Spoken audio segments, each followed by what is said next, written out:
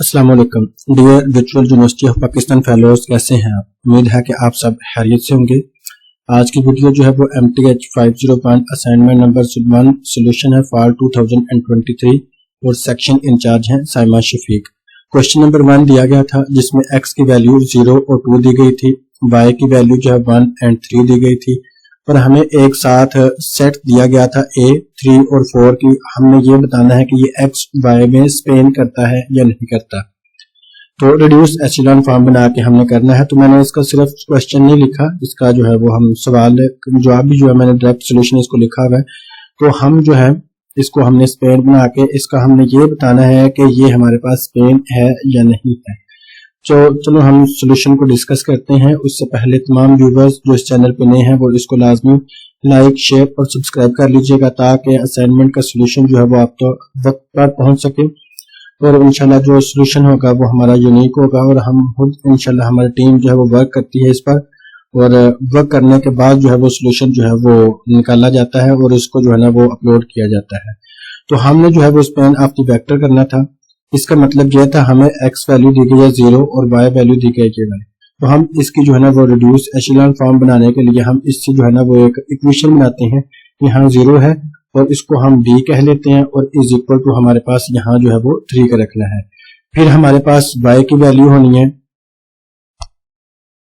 तो अब हमने इसकी दूसरी इक्वेशन बनानी है।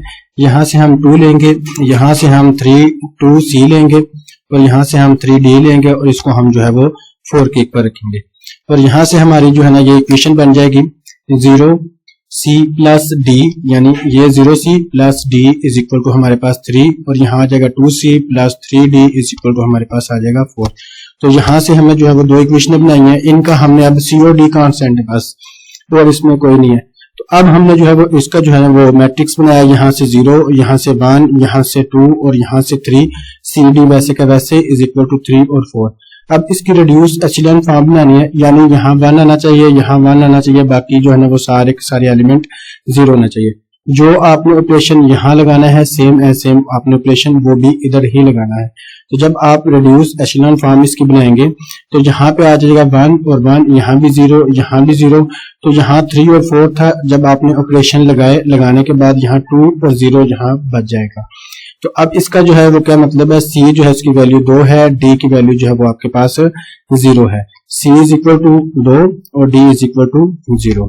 तो अब जो है वो यहाँ से जो वेक्टर बने हैं a इज इक्वल टू 3, 4 दिया गया था, x ये दिया गया था, y की वैल्यू ये दी गई थी।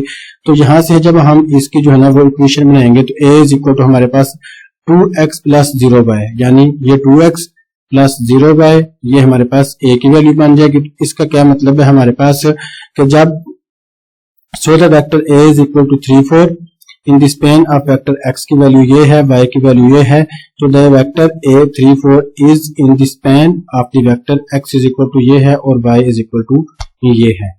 तो अब हमारे पास जो है क्वेश्चन नंबर 1 था और क्वेश्चन नंबर 2 ये था हमारे पास कि इसमें हमें 3 मैट्रिक्स दिए गए और हमने इसको जो है ना वो कोई इसका जो है ना विदाउट सॉल्विंग है, सॉल्व करने के बगैर है।